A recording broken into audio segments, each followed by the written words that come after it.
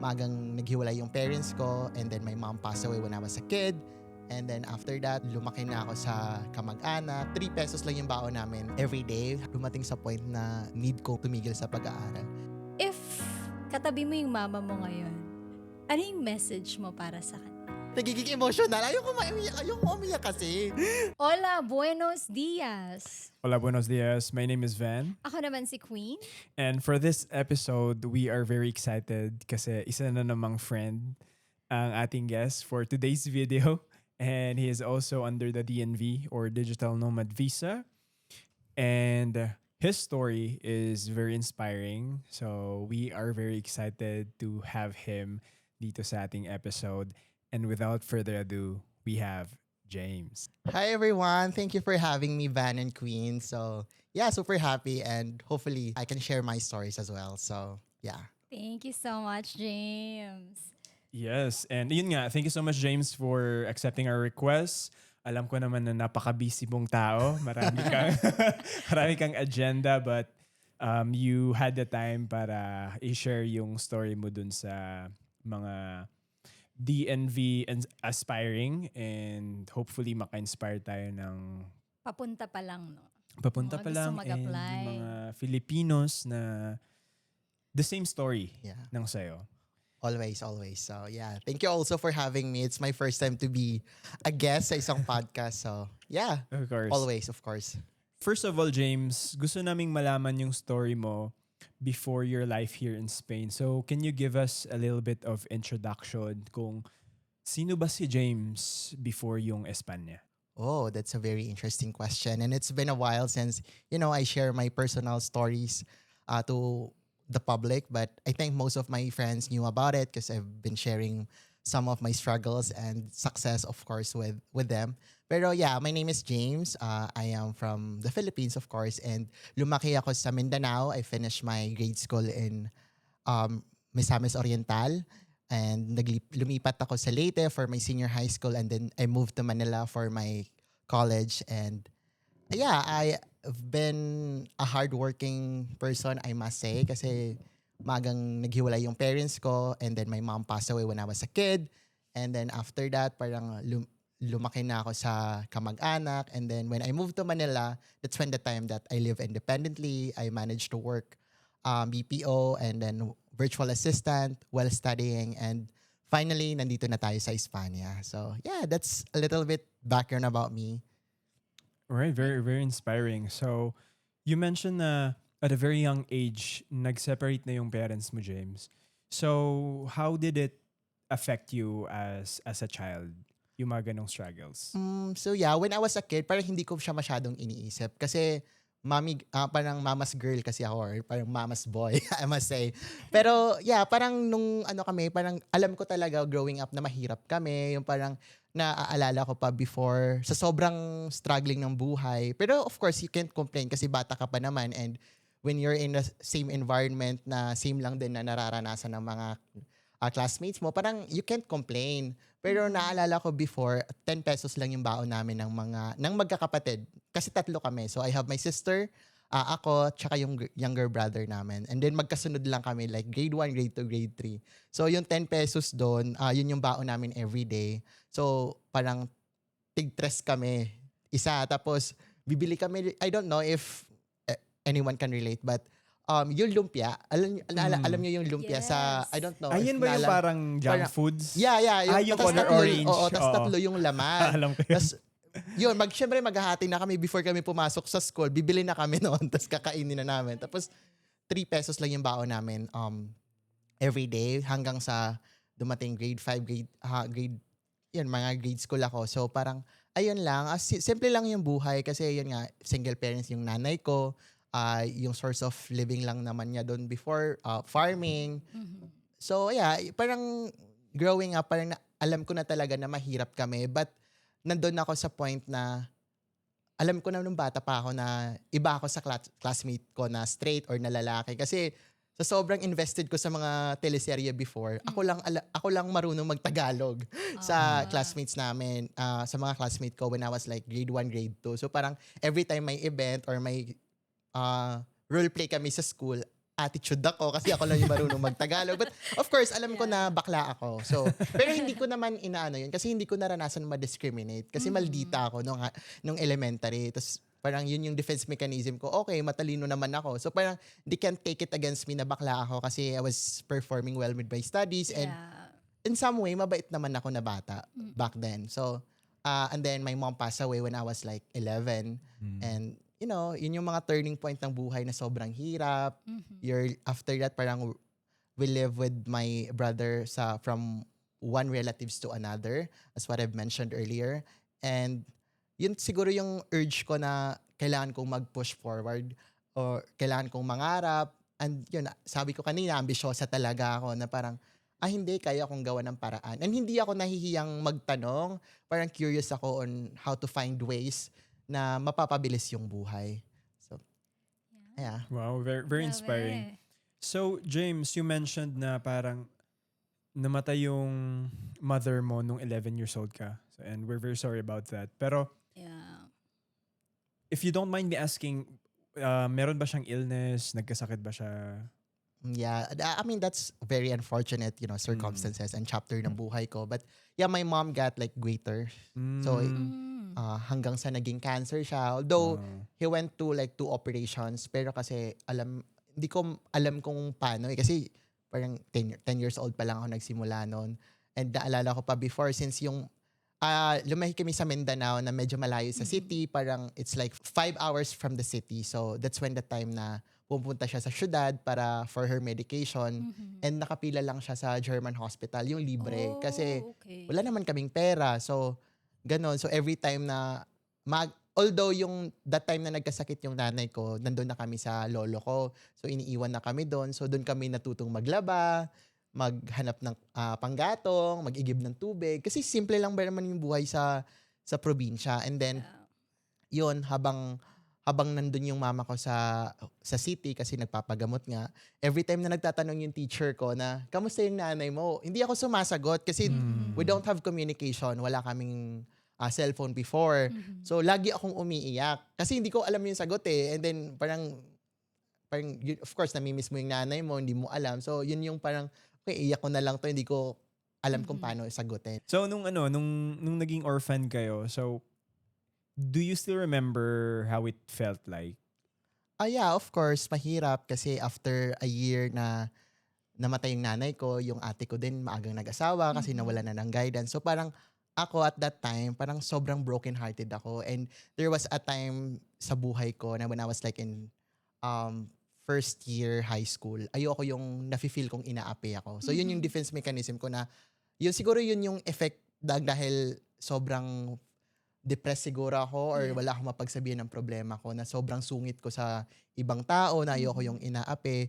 Pero at the same time, iyakin ako. Sobrang hirap kasi at some point parang biglang nawala yung nanay mo tapos yun na lang meron siya. And then you have your father pero you don't have that communication. And wala kang mapagsabihan ng problema. Eh, pag Bisaya kasi hindi naman tayo sanay sa parang hard conversation. Yung mga kapitbahay mo may mga sinasabi, mas lalo kang nalulungkot. So naalala ko pa before na kasi sobrang kami, parang liblib na lupain doon sa Mindanao. Na pag sobrang emotional ko, nandun ako sa yung mga niyog, nandun ako sa ilalim ng niyog, umiiyak. Akala ko sa sagingan.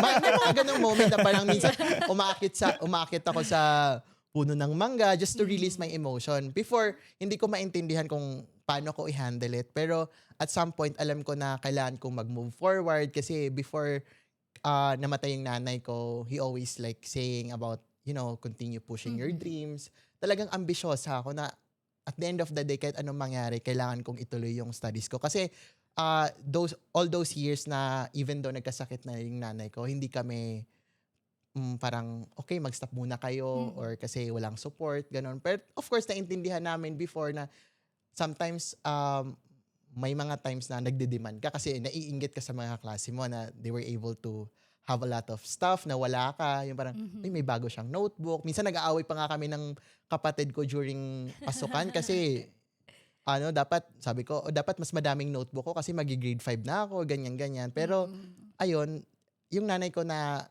parang nasasaktan din pala siya. And here comes a moment na dala-dala ko kasi yun even though namatay na yung nanay ko hanggang sa ngayon, actually dala-dala ko pa siya. Pero prior nung namatay siya, nakikita naming nahihirapan siya kasi there are a lot of moments or there are a lot of times na umiiyak siya ng madaling araw. Tapos, dahil syempre kami, bata, habang nakikita namin yung nanay naming umiiyak, wala pa kaming kuryente noon. At tapos kandila lang, nakita namin yung umiiyak yung nanay namin. So kami magkakapatid, umiiyak na din. So parang nagagalit siya, ba't din kami nakikiiyak? So, yun. So parang dala-dala ko yun moving forward up until na kung saan man ako nakarating or saan man ako paroroon na I still have to be grounded na okay. Pero of course, mahirap mawalan ng nanay, guys. And lagi ko ngang sinasabi na parang feeling ko I have achieved a lot of stuff but parang yung satisfaction ko hindi ko pa din nafi-feel. Kasi siguro yung tao na binubuhusan mo ng inspiration, hindi mo ibubuhos sa kanya yung blessing na sana nandito yung nanay ko para nakasama ko siya dito sa Spanya or nakapag-travel kami abroad or nakabili ako ng properties para sa kanya. So ganon. But of course, I'm always grateful naman sa mga siblings ko. Though hindi nga kami ganon ka-sweet na very much open na, uy, I love you, ganon. Minsan lang ako naggaganon sa kanila pagka birthday or ganon. Kasi nga, lumaki kami sa hindi naman ganon ka-open na family. So, ayun. But of course, losing your parent at a young age, lalo na kung siya lang yung strength nyo, sobrang hirap. Yeah. Thank you so much for sharing that kasi it's a very vulnerable side of you. Lalo na especially when, losing a mom is I think one of the most hardest thing na kailangan mong pagdaanan sa life ng lahat ng tao. I think I can't even imagine losing my mom at any point of my life. So I can really understand kung ano yung naging effect sa'yo nun. Yeah. So, but moving from that, I'm very curious doon sa naging life nyo after doon sa very unfortunate na pangyaring yon. So, sino yung nag-alaga sa inyo? Paano nyo na-handle yung studies nyo? Yeah. Can you share it with us? So, after namatay yung nanay ko, I was like grade 6 at that time. And nag-continue pa din ako. Actually, I graduated salutatorian during our time. Pero that time kasi pasukan, so it was like during the first 2 months of class namatay yung nanay ko. So after nun, tuloy-tuloy pa din ako. Pero yung lolo ko nagpaaral sa amin, then yung isang uncle ko. So tuloy-tuloy naman. I'm just always, of course, I'm grateful for all the relatives na tumulong, na nagtiwala. Kasi alam namin na, parang feeling ko din naman kasi alam nila na focus din kami sa studies. Hindi naman kami nagpabaya. Hindi naman kami, yun alam mo, nagbulakbol dahil nawalan ng nanay. Pero of course, yun yung mga struggle na parang you can't ask for more kasi yung mga relatives ko din naman nagsa-struggle din sila but they're very kind enough na tulungan pa din kami to continue study. So from that time na namatay yung nanay ko, stay kami sa lolo ko, pinaaral kami, and then I moved to high school na first year. That's when the time na pinaaral pa din ako ng uncle ko. Pero in the same municipality pa din that time. And then when I was in second year high school, doon na medyo bumait ako kasi lumipat na ako sa city and I met a lot of friends. Saan tong city na Sa to? Cagayan de Oro. Okay. So doon na ako grade 8. So doon na tuloy-tuloy yung continuous ng junior high school ko. And I meet a lot of friends. And of course, kung manonood man yung mga classmate ko nung high school, hi to everyone. Salamat sa pakikinig nyo before and nakikiiyak din sila sa kwento ko. So, ganong moment. And of course, I'm grateful at that time. Though I still have my father up until now. Pero during those time, wala kaming maayos na komunikasyon, walang maayos na support. But yeah, life is still, beautiful. There's a lot of blessings na dumating para tulungan ka. Kaya yun yung nag-urge sa akin na hindi, kailangan kong mag-move forward, kailangan kong i-achieve yung mga pangarap ko kasi may mga tao pa din na naniniwala at tumutulong even though I lost my mom. But all those years na nakikitira kami sa mga relatives ko. Of course, may mga moment na kailangan mong ilabas yung emosyon mo na minsan Yeah. napapagalitan ka, but Mm. you don't have the voice na sumagot. Yeah. Kasi of course, you have to be respectful. Kasi at the end of the day, nakikitira ka lang sa kanila or Tama. ganon. But of course, yung treatment naman is okay. Hindi naman kami na-abuse or something, which is I'm grateful. Yun nga sabi ko, struggling din sila sa buhay, pero they were kind enough na tulungan kami kahit hindi naman nila kami responsibilidad. And yun nga sabi ko, during those years, yung coping mechanism ko noon, nagsusulat ako ng letter sa nanay ko. Parang Mm. binubuhas ko lahat ng emosyon.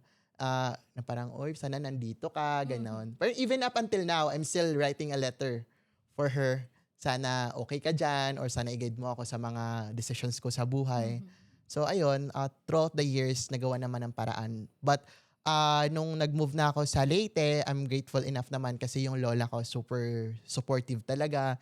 Parang after ilang years na nakitira kami sa relatives ko sa Mindanao, when we moved to Leyte, kami ng brother ko, doon namin naranasan ulit magkaroon ng nanay. Anong year? Anong The- the- Anong college ka na ba nito? No, I was like senior high school. Oh, Kasi senior high school. nung nag-grade 10 na ako sa Mindanao, parang doon namin na-figure out na wala nang magpapaaral sa amin na relatives. Kasi, of course, struggling din yung buhay.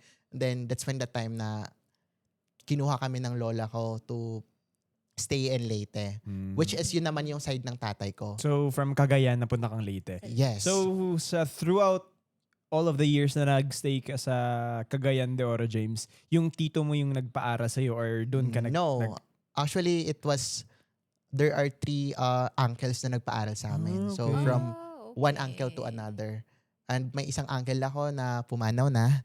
So, yun din yung sobrang kind sa amin. Pero, yun nga, ngayon na na-achieve ko na yung mga pangarap ko, hindi ko na maibabalik yung tulong niya. Which is somewhat nalulungkot ako kasi sana nandito din sila para at least they were able to see my achievement and I can share my blessings to them as well. And then may 2 uncle pa kaming nandun pa din sa Mindanao. And hello. So, yun, James, kasi, yun nga, alam naman natin na we're somehow close dito sa circle natin dito sa Spain, and you have mentioned to us before na tumira ka rin pala sa isang seminaryo or sa isang church, right? Hindi siya church, but it was like I don't know. It was like A retreat house. Retreat house. Yeah, you mentioned back retreat in, house. I think when I was like in 3rd year high school. Yung time naman na yon, yung uncle ko kasi nung nagpaaral sa amin, doon nag-work sa retreat house na yun. So sinama kami and yun, nakitira kami sa mga madre and madami din naman akong lessons na natutunan doon about, life and how to be humble. Ayun, medyo yung mga years na, yung mga first 2 years kasi nung namatay yung nanay ko, sobrang sungit ko. Parang yung anger issues ko parang ayoko yung inaapi ako. One time pa na tinawag akong bakla ng yung kapitbahay namin kasi hindi ko alam kung paano i-control yung emosyon mo. No, parang may days na pinapagalitan ka sa bahay, tapos may time pa na parang, uy, yun pa sa Bisaya, uy, bayot, ganun. Tapos wala ka sa mood nun. Pero usually, hindi talaga ako nagagalit. Pero may mga days na kailangan mong ibuhos yung emosyon mo. Binugbog ko talaga. Ganong level. Pag-sorry ka na habang may Nakapag-sorry naman na. Sorry kung sino man yon. Ganong level. Nung lumipat naman kami, nung nakatira naman kami sa CDO, hindi naman ganun ka okay yung environment doon. Parang struggling din sa buhay. So ayun, nung tumira kami sa kumbento ng mga madre, parang medyo natuto na akong maging mabait, maging kalmado. And of course, there's a lot of friends. Yun nga yung mga influence ng friends ko. Shout out kay Marian dyan, kay Joel, kay Descaliar, and Connie, of course, and Arthur. So, yeah. So, we're very intrigued dun sa experience mo dun sa kumbento ng mga madre. So, my question is, what is your worst and best experience living in that kind of settings? Yeah, siguro yung best, natutunan kaming, of course, you have to be close to God, gano'n, natutunan kaming magdasal, mag-rosary, and you have to be kind kasi meron kami dong session every weekend. Parang, parang self-development na may mga session na paano mo i-rebuild yung sarili mo, maging mabait, maging ganyan.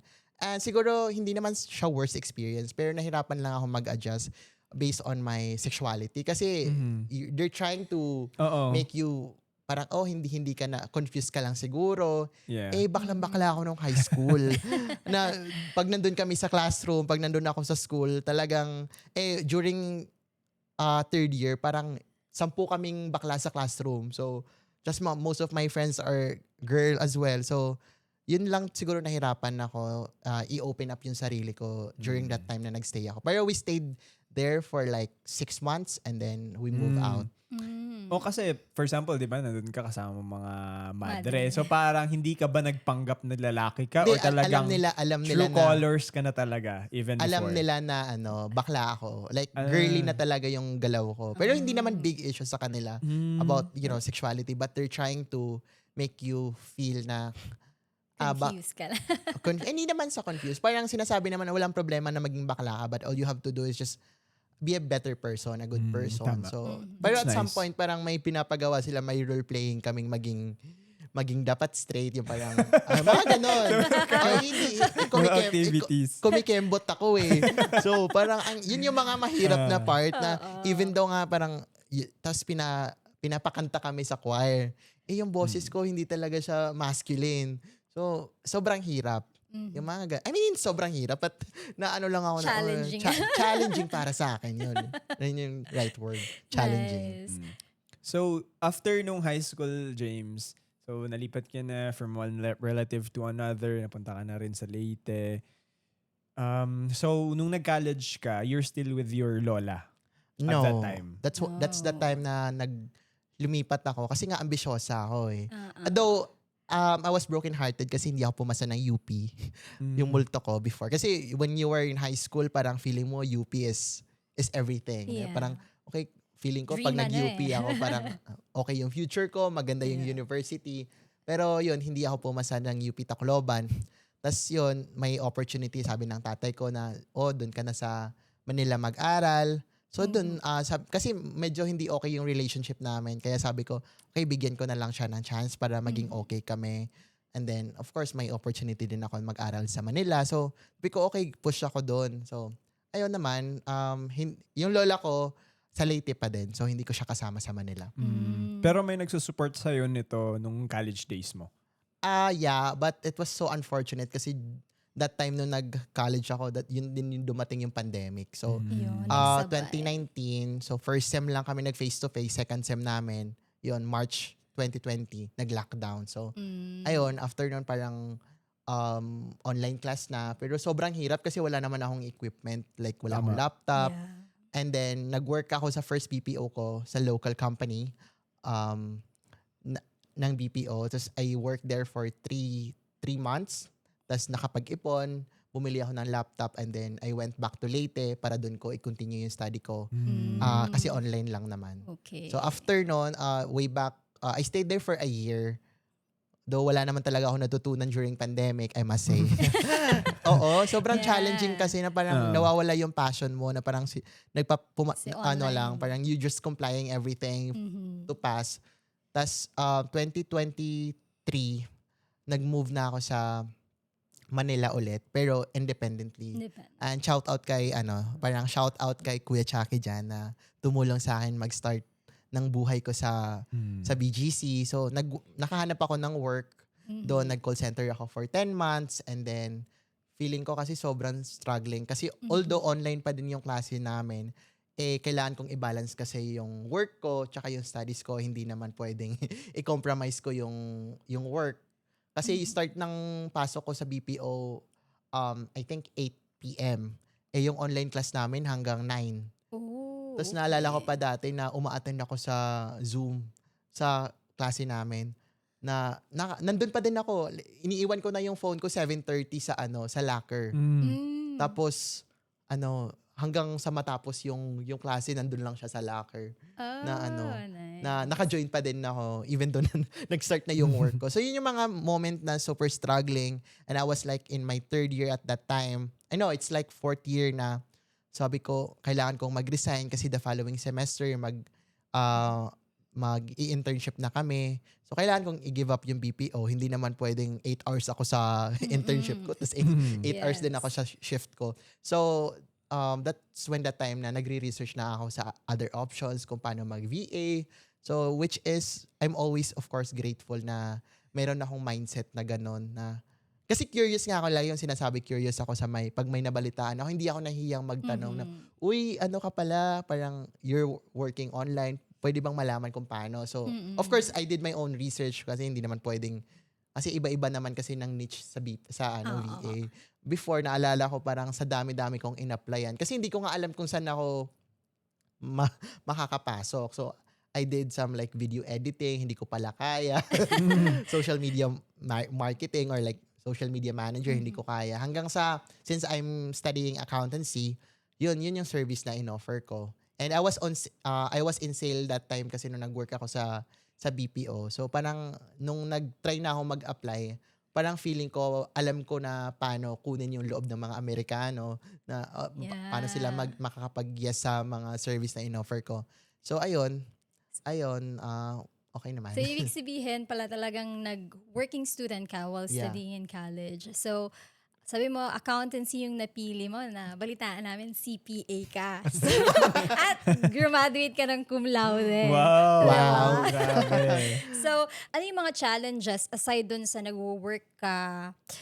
Na-feel mo ba minsan na parang sumuko na lang? Kasi grabe yung struggle eh. Wala kang mother, walang nagsusupport sa'yo, and then mag-isa ka, 'di ba? So, since parang nandun ka sa point ng life mo na walang nagsusupport sa'yo, mag-work ka na lang ba? Financially, Or no? itutuloy mo yung pag-aaral mo? Yes. Dumating ba sa punto ng life mo na parang, ayoko na, balik na lang ako sa Leyte, ano na lang ako, tigil Mm. na ako sa pag-aaral. No, never dumating sa point na need kong tumigil sa pag-aaral. Kasi struggling naman talaga siya. Pero kasi yung client ko way back then is so super supportive. Though hindi talaga nila alam na nag-aaral ako. Kasi of course, you have to be, 100% available for them. Pero kasi I was able to manage it. It's because kailangan kong i-compromise yung mga bagay-bagay, lalo na yung tulog. Naalala ko pa before ako matulog, kailangan kong bilangin. Yung binibilang mo na lang, sige, ilang oras na lang ako pwedeng matulog. Ganong level. Tapos lagi akong umiinom ng melatonin para Mm. makatulog agad. Kasi sa dami mong iniisip, pagod yung utak mo, minsan hindi ka nakakatulog agad. Yeah. Pero yeah, I was able to manage naman regarding naman na graduate akong cum laude. Actually, it was unexpected kasi sobrang hirap talagang graduate ng Latin honors sa accountancy. And of course, I'm grateful.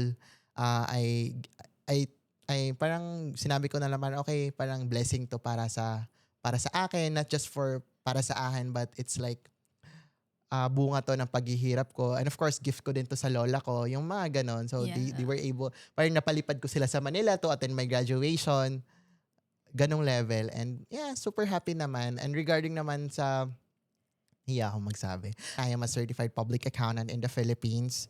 And isa yun sa mga pangarap ko. I think lahat naman ng pumasok sa accountancy, yun talaga yung dream. And I graduated 2024, August, and I took the exam December 2024. So parang parang sobrang iksi ng time of preparation, but naniwala lang ako sa kakayahan ko siguro, and of course sa influence din ng friends ko na grabe yung support system namin na hindi, kaya natin to, ganon. So ayun, of course I'm always grateful, and kung ano man yung meron ko, kung ano man yung na-achieve ko sa buhay, with regards on my studies, my career, I owe it everything to the Lord, and to of course I'm sharing it with my siblings, with my family. Nice. That's very inspiring. Grabe, inspiring, no? Oo, kasi nakakapagtaka 'di ba? Kung sino pa yung mga tao nagsa-struggle, like this is like nakikita natin to kahit saan 'di ba, sa mga news. Yeah. Yung para for example, yung parents niya lang is sa farming or jeepney drivers, pero sila pa yung Nag-excel. nag-excel. Mhm. So, Yeah. in your personal experience, James, paano? Like, you don't have the means, like, Yeah. you're working on the side, tapos, nag-aaral ka, Yan. tas kulang pa yung tulog mo. Kailangan mo mag-review. So, no? paano mo na ma-manage? Ano yung drive mo? Yeah. Hindi ko nga alam kung paano ko siya ginawa eh. Parang looking back, ganun ako na parang, uy, paano ko nakayanan yon. Pero some of my friends, sinasabi talagang, matulog ka muna, bangag ka. Ganong level. Kasi parang may kinikwento, hindi ko na matandaan. Pero to balance everything, siguro it resonates yun sa urge ko na to continue. Yeah. Parang wala sa option kung mag-stop. Of course, there's a lot of moment na you're trying to question your decisions, but kaya ko pa ba? Or kaya ko ba to? Ganon. Kain na lang natin ng ice cream yan, magiging okay din yan. So, ikwento mo na lang sa mga friends mo para maging okay ka. So, ganon. All those years na nag-struggle ako, lalo na sa mga last semester namin sa accountancy, kasi yun yung parang mahirap kasi may intake kami. Yung parang intake review, bago ka graduate, parang enroll muna kayo sa review school, tapos magbibigay sila ng grade para graduate ka. And yun, parang before ako mag 5th year, kinocompute na namin ng mga friends ko na parang, uy, magiging magna cum laude ata tayo or summa cum laude, ganun. Pero yun, naging cum laude naman ako. So, ayun, grateful naman ako kasi siguro yung passion ko na i-balance yung work tsaka yung studies. Of course, I can't say no to, hindi ko pwedeng pumili sa isa, kailangan ko piliin yung dalawa. Kasi pag wala akong work, paano ako How can you survive? makakapag-aral? Yeah. Or, tsaka parang, sabi ko nun, parang pwede ko namang, actually, nung graduate ako, August 2024, may option ako na parang, oy, yung iba naman kasi parang, okay, mag-take time muna magpahinga, Yeah. para next year na ako mag-review, focus. Sabi ko, feeling ko kaya ko. Yung mga ganun. Parang you're trying to reassess. Yung sinasabi ko, parang everything has to be calculated. Yeah. Yeah, parang hindi naman ako tumatalon sa isang desisyon na hindi ko pinag-isipan. Of course, there are times na you're trying to compromise. Lalo na yung mga intrusive thoughts mo na, uy, kaya ko to. Pero sometimes palpak. So, may mga ganun. May mga decision din naman ako na hindi okay. But, of course, at the end of the day, ang importante doon, may natutunan ka. Yeah. So, ayun. Di ba dumating sa point na na-in love ang isang James while studying? And Oo, kasi parang Super normal busy siya siya. sa, like for example, college days kasi it's also Yes. part of, making friends, Yeah. knowing a lot of people. So, ano ba yung, wala ka bang naging bisyo? Wala ka bang naging hobby on the side? Na, Wala. Yeah. Actually, wala. I mean, I've been in a relationship when I was like in college, but that's when the time na nag-work pa ako sa BPO. So after ko mag-work sa BPO, nag-break din kami. And after nun, wala akong love life. But siguro kasi laging ina-advise ng auntie ko na wag muna kasi you have to be focused. Of course, pag na-in love ako, all out. Parang you're trying to balance your time. Siguro, and then wala din akong time kasi na maibigay sa tao na mamahalin ko that particular years. siguro hindi mo rin siya iniisip, no? I mean, wala ka pang thinking na, ay, Parang mag-ulit crush ako. lang, parang ganon. Pero hindi siya big deal sa'yo na, ay, kailangan ko. Yeah, at some And point, then- may mga ganon. Kasi of course, I was in Manila and most of my friends are having boyfriends. Yeah. Okay, parang medyo nainggit ako. Kasi last semester namin, nagstay kami sa U-Belt sa malapit sa UST. Yeah. Yung apat kasi kami, so 3 sila girls, ako lang isa. During weekends, umaalis sila kasi nandito yung family nila, nandun yung family nila sa Manila. And then, sometimes sinusundo ng mga boyfriends. Parang, some point, naiinggit ako. Pero, lang ako doon. Nakikikilig na lang sa mga dates nila. So, parang, yeah. Siguro, wise decision din yon kasi hindi ako na-distract. Focus lang ako sa goal ko. So, you know your priorities sa mga time na yun, no? Yeah, siguro.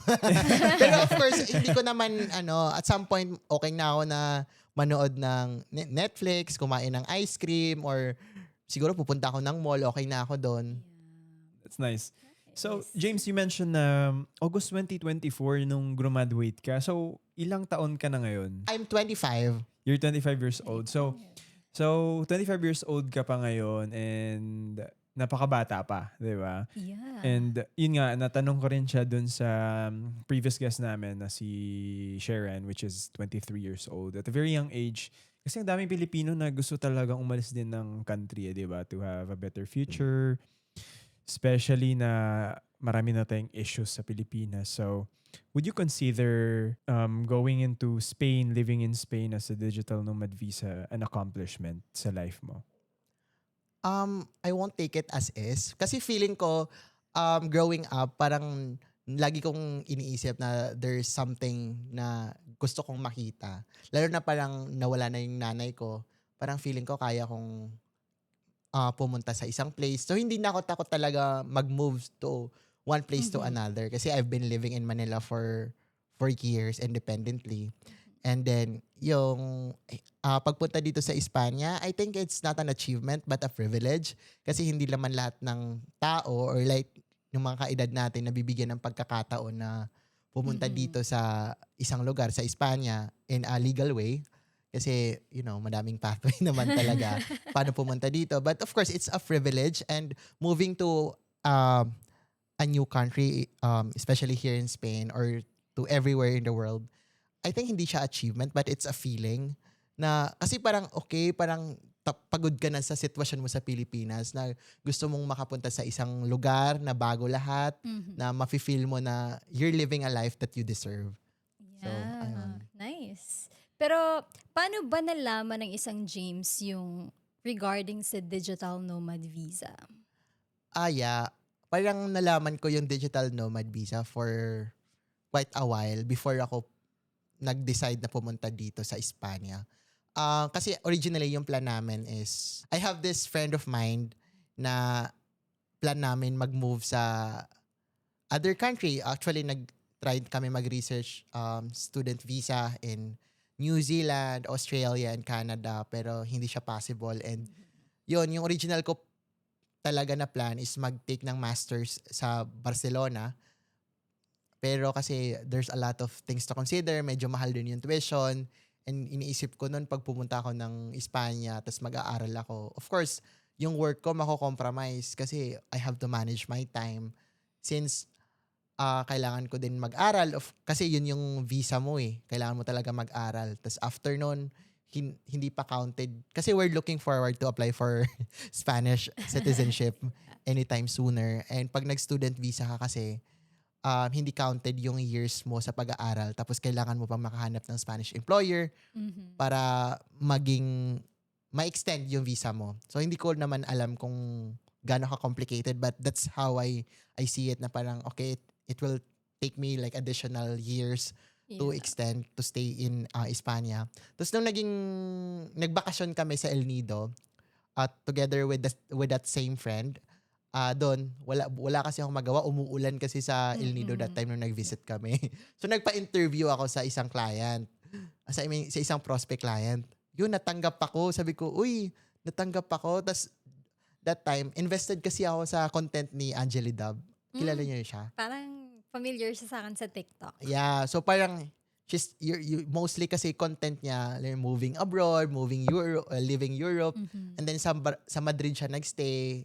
Actually, siya talaga yung reason ba't ako nag-Europe. Kasi parang, I'm so fascinated with her content na parang, ang saya daw sa Europe, parang may work-life balance, tapos you can Mhm.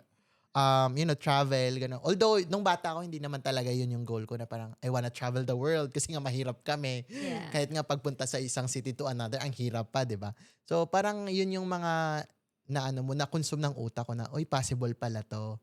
So, nung na-meet ko yung client na yun, parang it's a blessing. Sobrang bait niya. Tapos, in-open up ko sa kanya yung digital nomad na, oy, parang I'm planning to move with these requirements. Mapoprovide mo ba to para makapag-move ako? And he's very supportive. Mhm. Actually, kakasal lang nila last week. Nice. In-invite nga ako pupunta ng Amerika pero sabi ko, no, I can't go kasi wala pa akong visa. Mhm. So, ayun, masaya naman. Feeling ko kasi yung digital nomad visa, it's a blessing for me.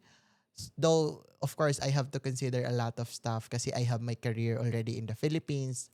Yung mga friends kong CPA, nandun na sila sa mga big four companies. They're really performing well. Nakikita ko sa social media na, sabi ko, pala, no, pag siguro nandun na ako, ganun din Mhm. yung pathway ko. But it's a different pathway na pinili ko. It's because hindi ako kasi takot mag-take ng risk.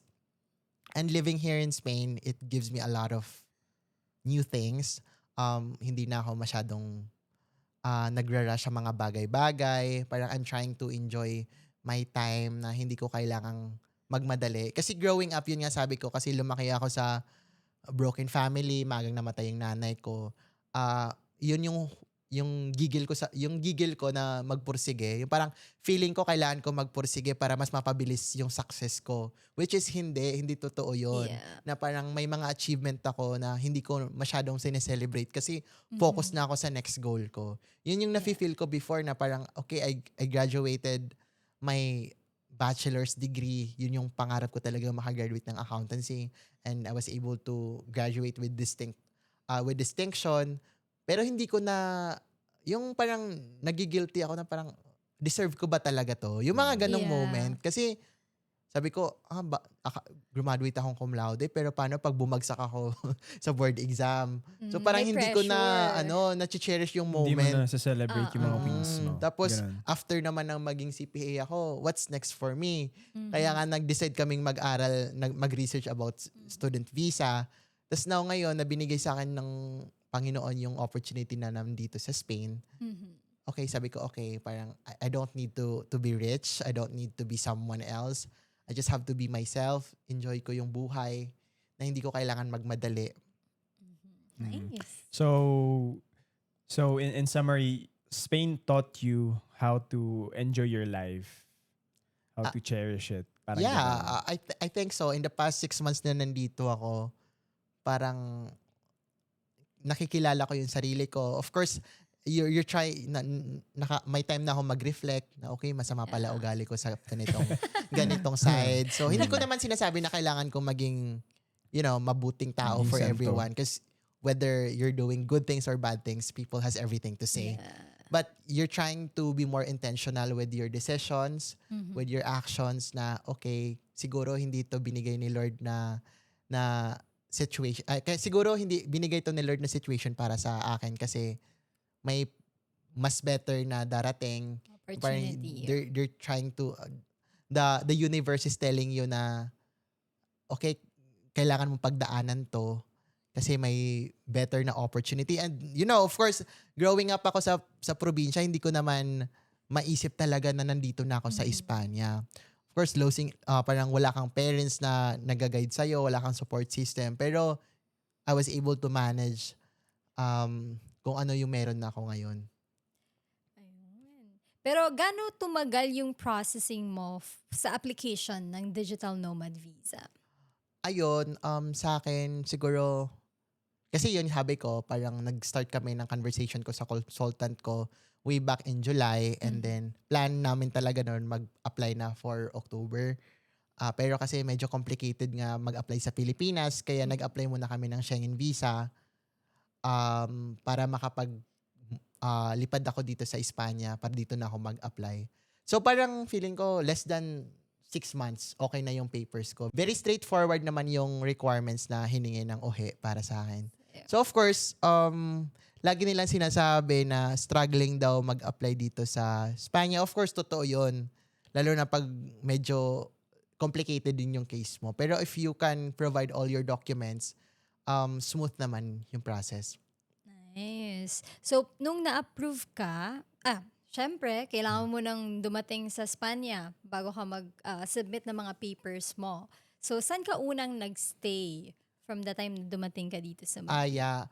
I landed in Amsterdam muna. So, nag-travel muna ako doon for 3 days bago ako lumipad dito ng Spain. And the following day, in-apply na ng consultant ko yung application ko. Pero, I stayed sa place ng isang DNV dito sa Salamanca.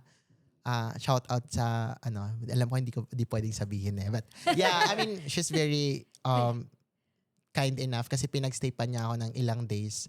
And then from there, naghanap na ako ng lilipatan kong bahay. Pero it was so struggling kasi first time ko ma-experience yung winter, ang lamig. Yeah. Pero yeah, medyo mahirap yung struggling lang kasi pagka mag-isa kayo dito sa Espanya, lumipat. Kasi makikistay kayo sa shared apartment. Medyo mahirap kasi mostly yung mga tao dito nag-i-Espanyol. Nung nag-move ako ng January, hindi nahiya pa ako magsabi ng hola, yung mga ganon. But of course, okay naman.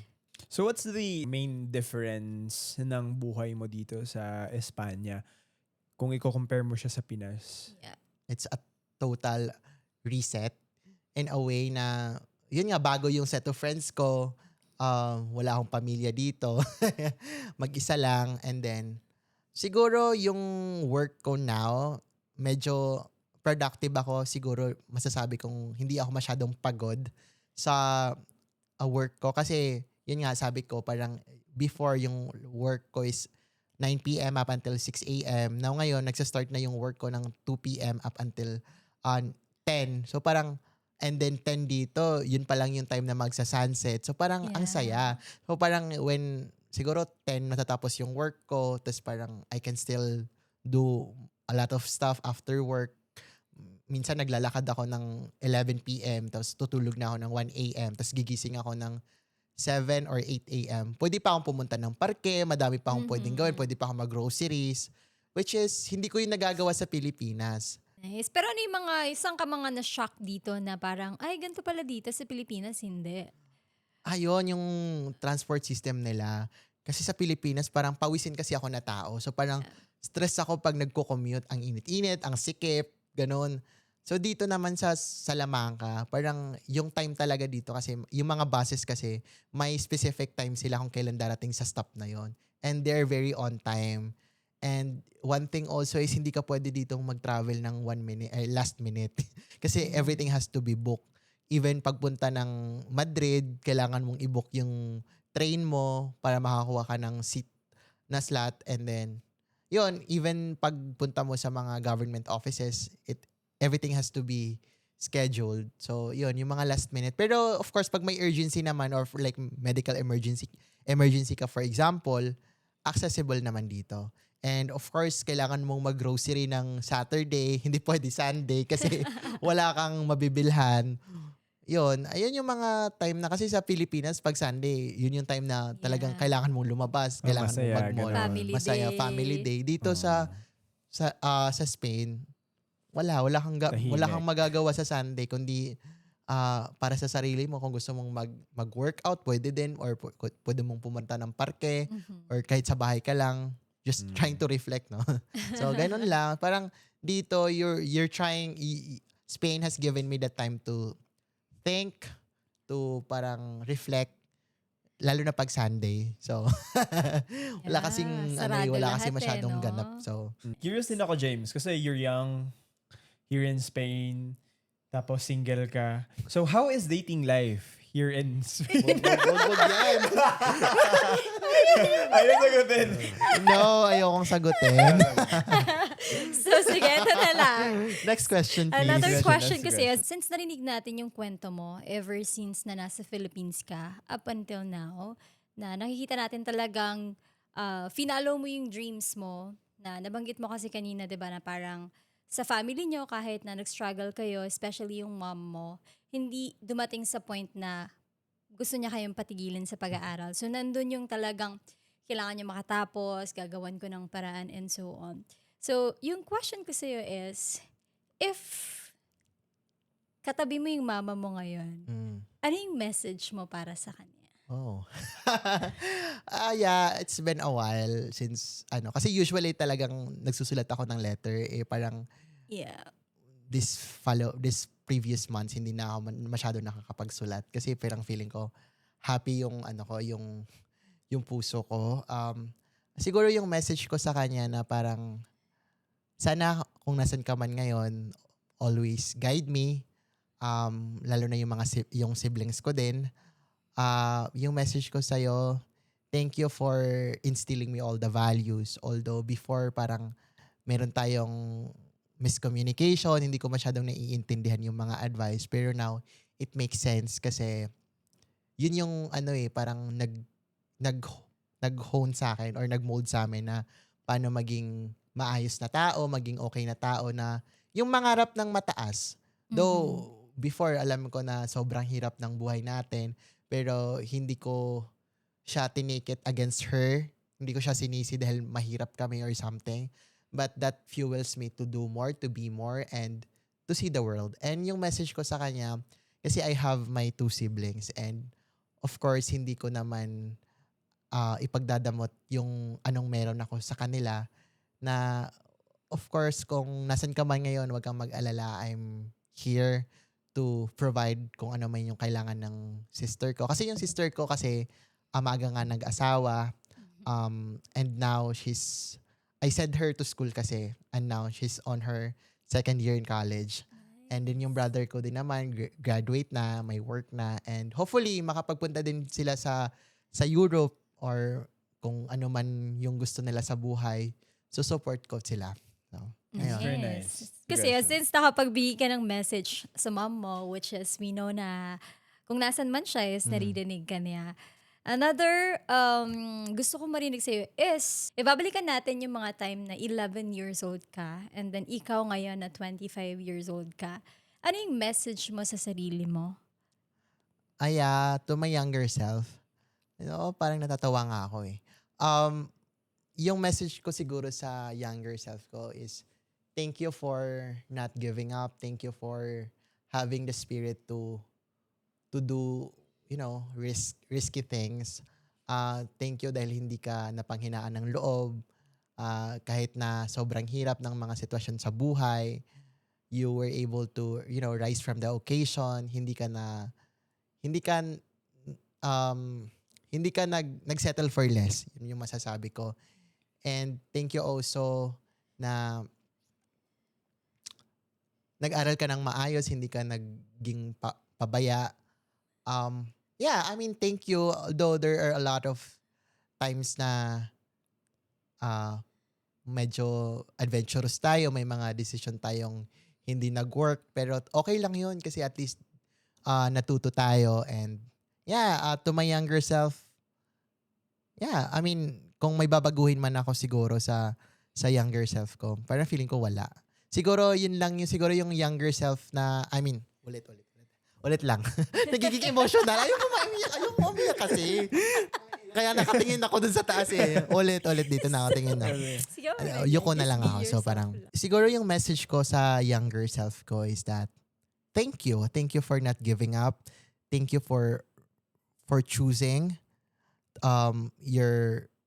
yourself in a way that hindi mo pinabayaan yung sarili mo, nag-aral ka, you build your dreams kahit na limited yung resources. And thank you dahil hindi ka sumuko kahit na minsan gutom ka, pagod ka, kulang ka sa tulog, wala kang mapagsumbungan ng problema. And ayun, siguro to your younger self, sorry kung hindi natin maaga natin na experience na mawala ng nanay. Thank you kasi yun, ambisyosa ka. Thank you so much, James. Napaka-inspiring nung story mo. Kahit na siguro pangatlong beses ko nang narinig tong story mo, but I still get inspired kung paano pinush through yung life mo, paano mo siya na-handle yung every challenges along the way. Yeah. So, I think this will be our last question. So, ano ba yung advice mo, hindi lang sa mga DNV aspirant, kundi sa mga tao na they are having the same struggles as you. They are alone, they're student, working to have the capabilities na mag-survive sa life. So, ayun, my advice siguro sa mga taga Mindanao. So, I will try to speak Bisaya.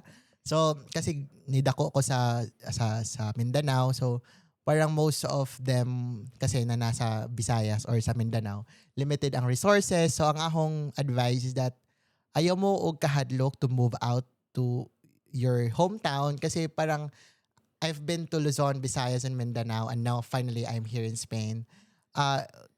Kasi pag nag-move kayo sa isang place, doon nyo na marirealize na ang laki ng mundo. And of course, there are situations na sobrang hirap talaga, even losing your parents or wala ka mapaghinga ng tulong to reach your dreams.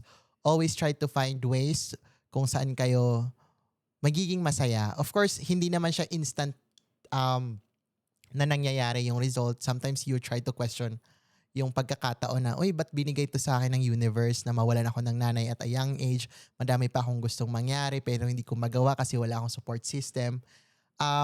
Yun yung mga advice ko. And to those working student na nanonood, always try to find the balance on managing your studies and finding ways how to survive.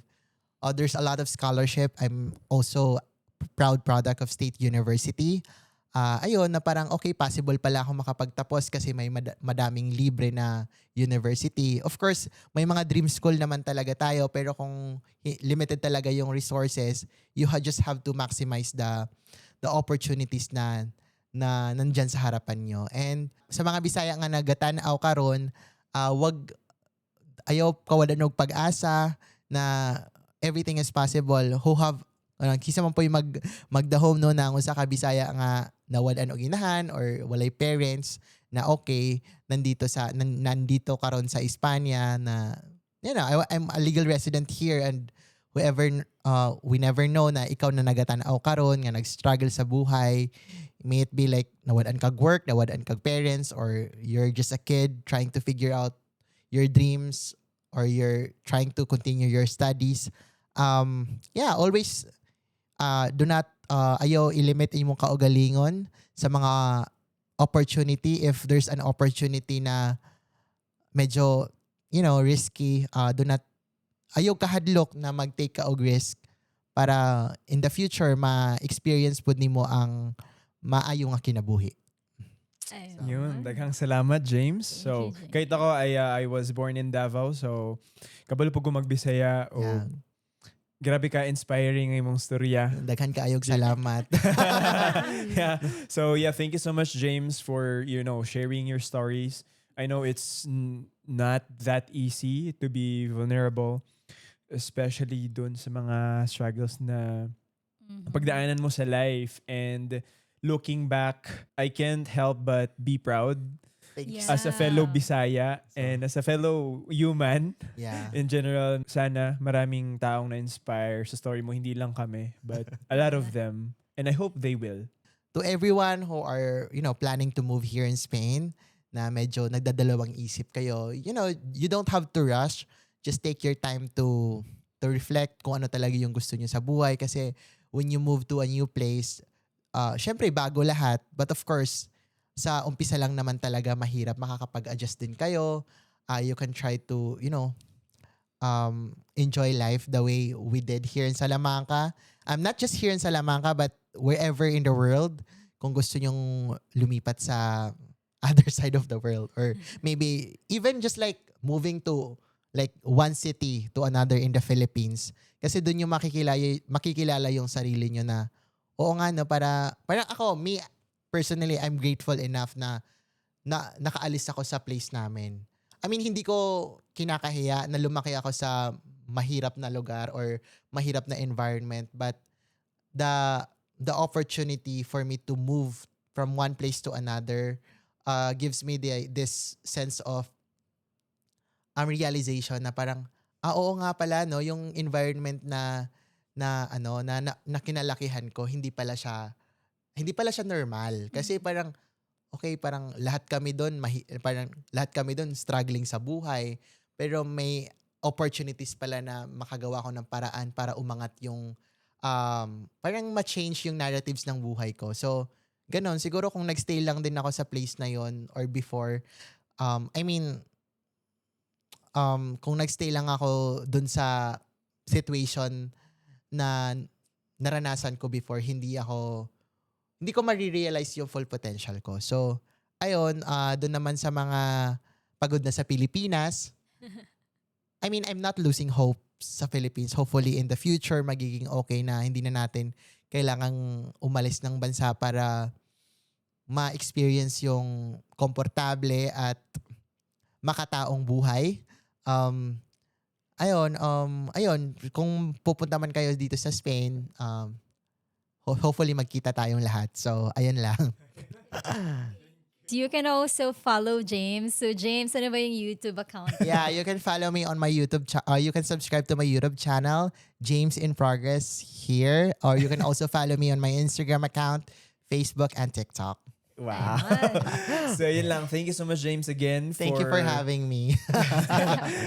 for accepting our requests to inspire a lot of people, and sana ayun convince natin sila makapunta sa Espanya. Sure, for With sure, your sure. story. Vamos, Yeah. España. Ayun. Thank you so much, guys, for listening to this episode, and I hope to see you soon. Hasta luego. Hasta luego. Don't forget to Gracias. follow,